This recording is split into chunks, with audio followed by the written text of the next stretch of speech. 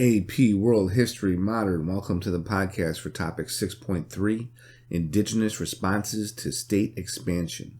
Our essential question: how and why did internal and external factors influence state building between 1750 and 1900? So topic number one, if you're taking notes, I'm going to try to help you keep your notes organized here. Topic one, nationalist movements in the Balkans. Balkans. What's the big idea with this topic? At its most powerful, the Ottoman Empire stretched deep into Europe. However, by the early 19th century, it was losing its hold on its remaining European territories in the Balkan Peninsula. I got 5 takeaways for you for this topic. Okay, they were inspired by the French Revolution.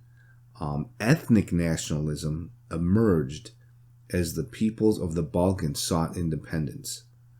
The growing ethnic tensions in the region set the stage for World War I. So some of this should start sounding familiar from last year in world history. The second takeaway: in 1815, Serbia wins its independence. In 1832, Greece wins its independence after long fought wars. Takeaway 3, Bosnia and Herzegovina, Montenegro, and Bulgaria all rebel against Ottoman rule. Your fourth takeaway: in 1877, Serbia and Russia came to their aid in what is to be the last and most important Russo-Turkish War. Number 5, after the war ended in 1878, the Treaty of Berlin, it's going to free these countries. It's going to free Bulgaria, Romania, Montenegro, but it placed Bosnia and Herzegovina under the control of Austria-Hungary. Remember the story on Franz Ferdinand from last year? You can see those pieces are falling into place, right? We'll revisit that later this year. Okay, those are your 5 takeaways for topic number 1. You draw a line in your notes. We got topic number 2, resistance and rebellion in the Americas. So we're coming here to the Americas. What's the big idea with this topic? The British issued the Proclamation of 1763. This proclamation reserved all the land between the Appalachian Mountains and the Mississippi River for Native Americans. So they were supposed to keep that land, stay there, and that was guaranteed to them. This was the first time a European government had recognized the territorial rights of indigenous peoples. So at the time, this was a really big proclamation. However, as you probably saw this coming, the British colonists resented this interference in colonial affairs. After winning independence, citizens of the new United States of America overran the Ohio and Illinois River valleys, displacing Native Americans. So that proclamation of 1763 was by the British when they still ruled. After the American Revolution, didn't have any teeth, and those Native Americans were pushed out of that land. Okay, subtopic A, Cherokee Nation. So if you're taking notes, draw a line. Here's your big idea for Cherokee Nation. After 1800, the Cherokee assimilated to white settler culture, adopting colonial methods of farming, weaving, and building. So, this is like the idea. And again, everyone has a right to their opinion. That some people will tell you, see, like colonizing the Indians or, assimilating them into the colonies and would soon be the United States, that they're teaching them a quote unquote better way to live. So some people would argue this, that they're learning how to do things like farm, weave, build, but they kind of have their own way to do their own things, right? So again, this is very controversial. Is this helping the Cherokee? Is it not? But at the end result, it's pretty hard to argue with what happens to them. It's a pretty tough argument to say they were helping them, right? Okay. Again, you get those very controversial words. Civilizing a society that's existed for centuries, right? We're going to civilize them. And another word that was thrown around at this time, because they're quote unquote savages, right? So always keep those two words in mind: civilized and savages. It's very, very disturbing part of our history. Okay, I got 6 takeaways on Cherokee Nation for you. The Cherokee developed an alphabet for writing their language. The entire tribe became literate. 2. The Cherokee Phoenix became the first Native American newspaper in the United States. 3. The Cherokee Nation adopted a constitution based on the U.S. Constitution. 4. Assimilation did not save the Cherokee from white Americans' greed. Okay, that's not me in my soapbox. That's right out of our AMSCO text. 5. After the discovery of gold in 1829, you can probably guess what's coming next, right? As soon as gold's discovered somewhere, who's ever on that land, you know what's coming. But after the discovery of gold in 1829 on Cherokee land in Georgia, attempts began to force the Cherokee off their land. Is that civilizing them? Kicking them off their land because you want their gold? It's a strange definition of civilizing. 6. After the Indian Removal Act of 1830, the Cherokee and other Southeast Native American tribes were forced to relocate to what is now Oklahoma. Okay, draw a line in your notes. We're going to go to another subtopic. The ghost dance is subtopic B. The big idea. In the northwestern U.S. around 1869, prophet dreamers among the northern Paiute Indians, and that's spelled P-A-I-U-T-E, it's pronounced Paiute, Indians announced that the dead would soon come back and drive out the whites, restoring the lands and traditions of Native Americans. That's your big idea. Here's 3 takeaways I have for you. Number 1, the ghost dance rituals of dances and songs were meant to hasten this event. 2, the ghost dance spread across the country, reaching the Sioux by 1890. 3, coinciding with the Sioux revolts, Sioux warriors wore ghost shirts. However, the ghost dance resistant movement fell at the Wounded Knee Massacre in 1890, marking the end of the Indian Wars. So the ghost dance, they were something that was really embedded in their tradition. Realistically, didn't really work. I remember reading stuff where the ghost shirts were supposed to make them bulletproof, impervious to the white man's bullets, and these things did not happen. And you're seeing, them being removed. You're seeing their culture ripped out, and a lot of their religious beliefs, some would say superstitions, what have you, are not working for the Native Americans. Okay, subtopic C, Tupac Amaru II. Okay, the big idea here. Originally, his name was Jose Gabriel Condor Canqui. I'm probably screwing up that last name. But he was a heredity chief in Peru. Okay, so we're shifting over to Peru. He was descended from the last Inca ruler, Tupac Amaru. So he took the name Tupac Amaru II. It's an interesting person. If you ever need to do a biography on somebody, write an essay. Doesn't get talked about a lot in world history, at least not here. But I'm going to give you 4 takeaways.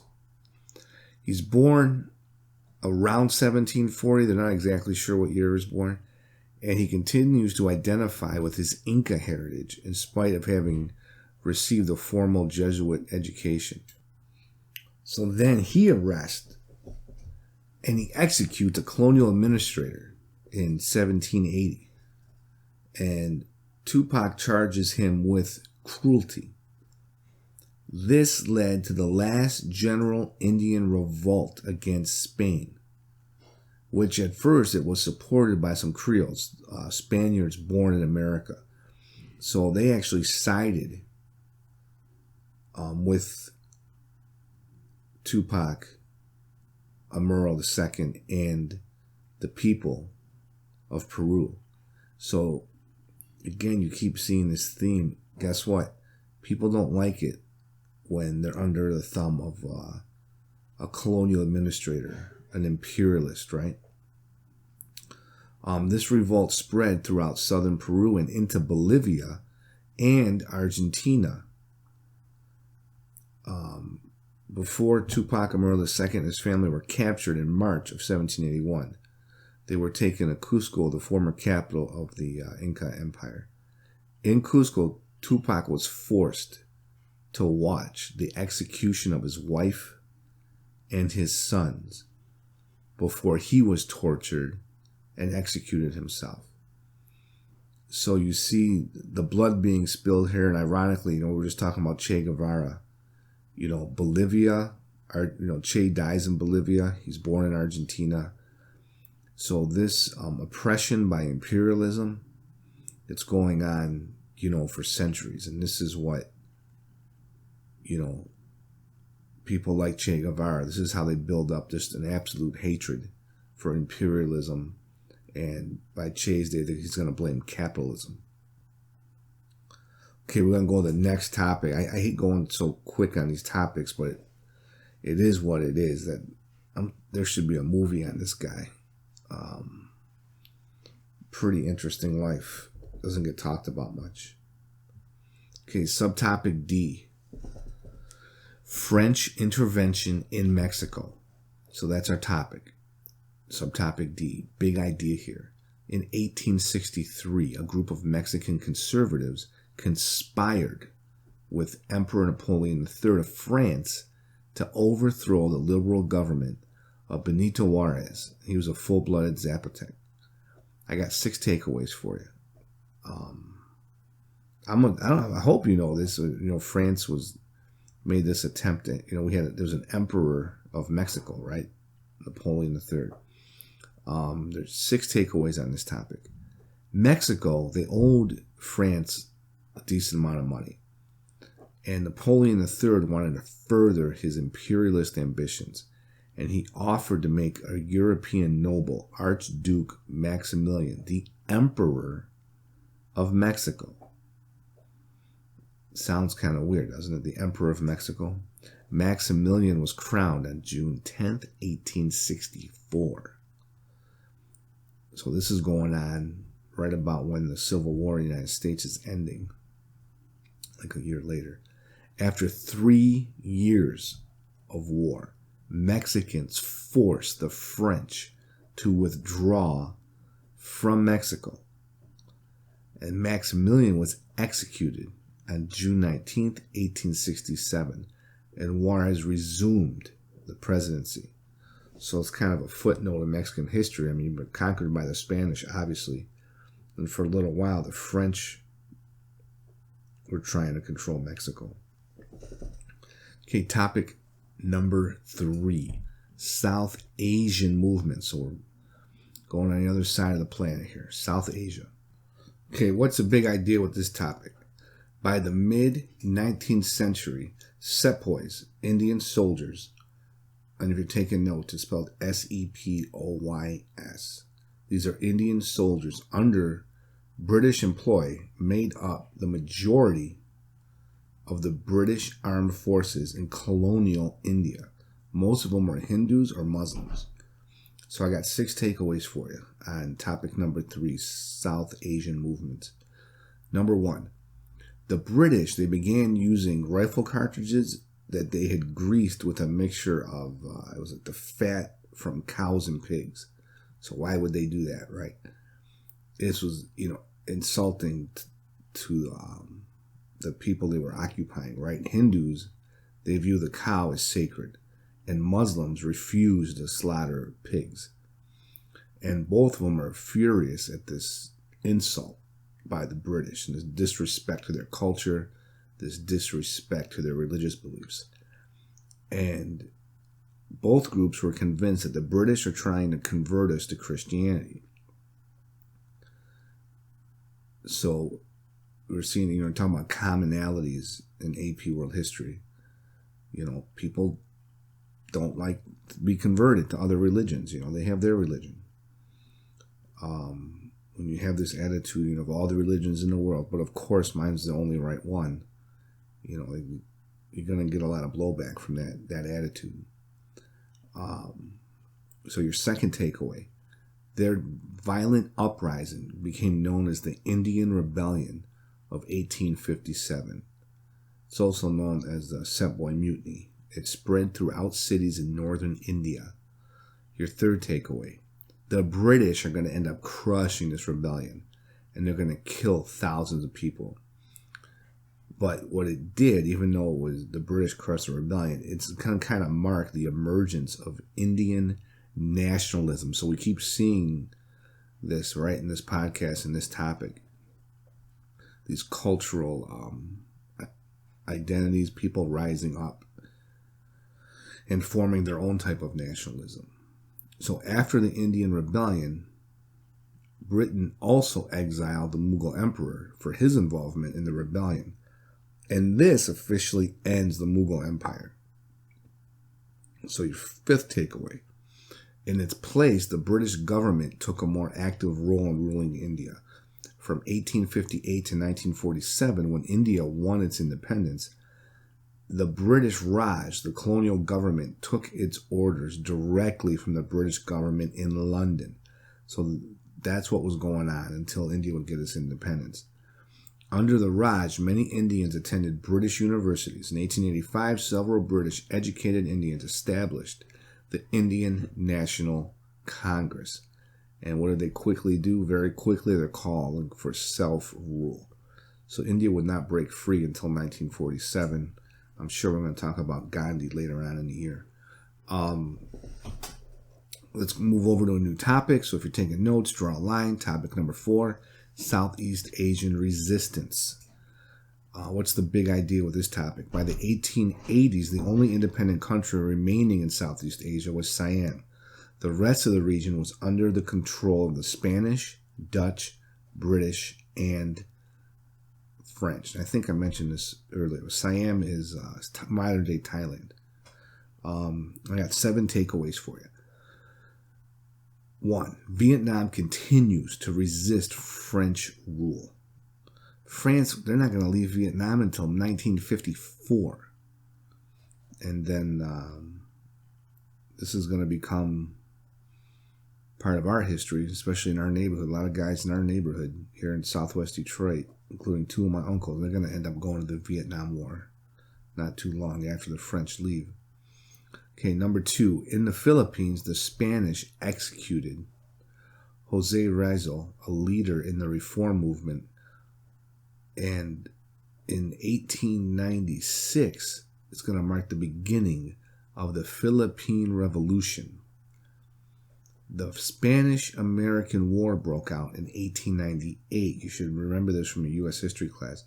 The U.S. kicked Spain out of the Philippines. So the Filipinos, for a second, they're like, okay, cool, we finally got the Spanish out of here. They're thinking they're going to have independence, right? Their freedom. But what happened was the control of the Philippines, it was simply transferred from Spain to the United States in the Treaty of Paris.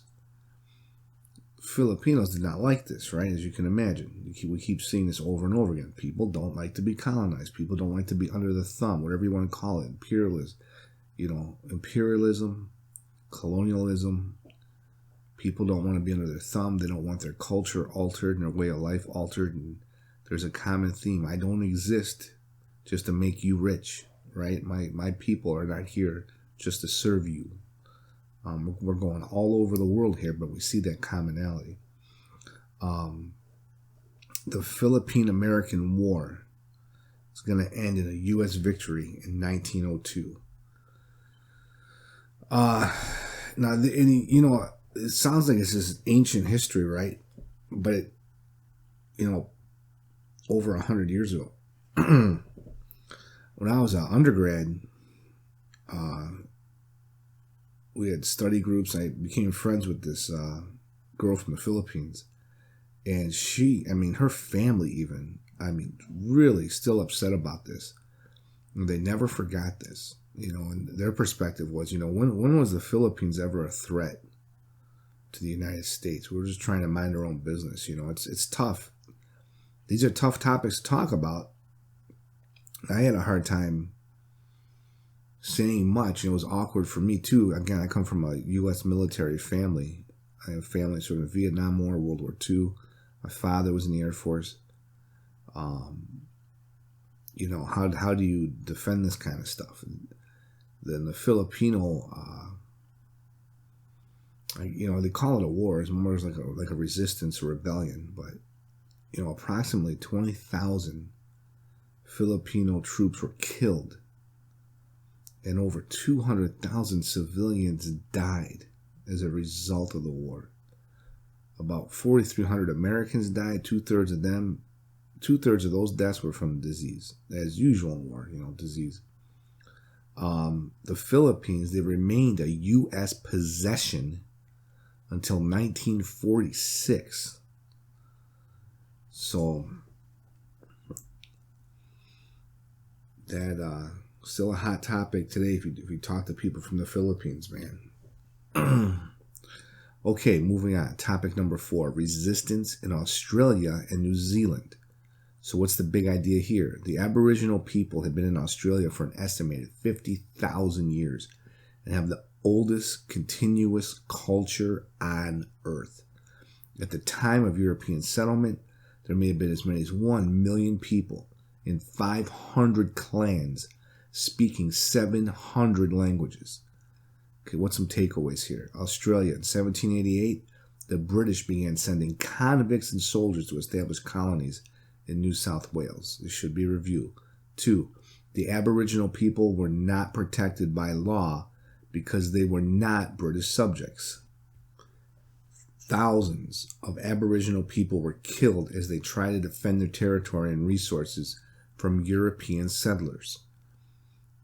New Zealand. Let's move over to New Zealand. By 1900, the Maori had lost most of their land to the British, even though the Treaty of Waitangi, I'm sure I'm mispronouncing that, of 1840, the British had promised to protect the property rights of the Maori, M-A-O-R-I.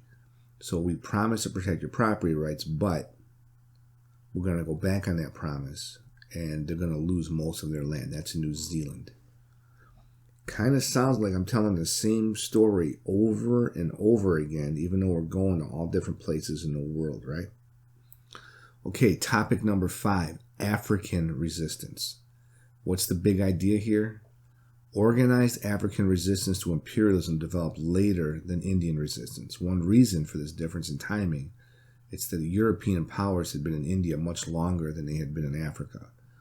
And you had Western educated Africans. They had a shared identity and nationalism known as Pan-Africanism. I got 5 takeaways for you here.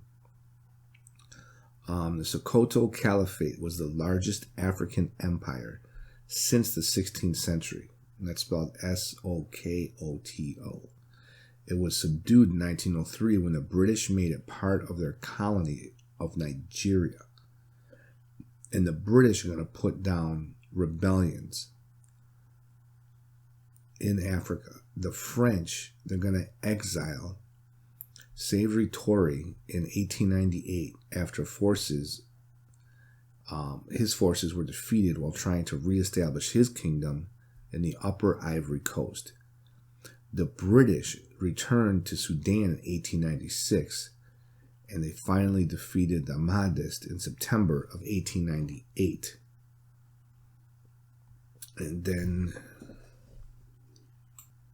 okay, and your final takeaway, Ya Santiwa. If you want another one, you could do a good research paper on.